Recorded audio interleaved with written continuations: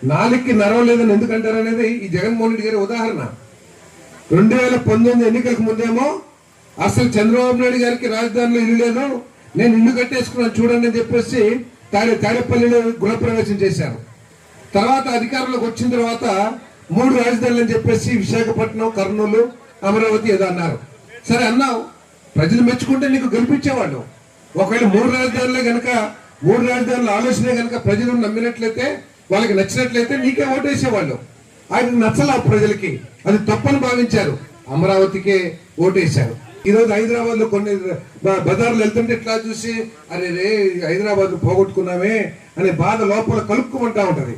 So అటువంటి నగరాన్ని అమరావతిని తయారు చేస్తా ఉంటే వెళ్ళి గంజాయి బ్యాచ్ని లేకపోతే రౌడీని నేర్చుకెళ్ళి అక్కడ అల్లరి సృష్టిస్తే అదేమన్నా సబబా ఒకసారి ఆలోచించండి. ఓకే మావిగాని అంటున్నాడు, ఓకే మావిగాని మీద ఉండండి మీరు, రేపు మావిగాని మీద అమరావతి మీద పోరాటం జరిగింది ఎన్నికలు, అప్పుడు చూసుకుందాం.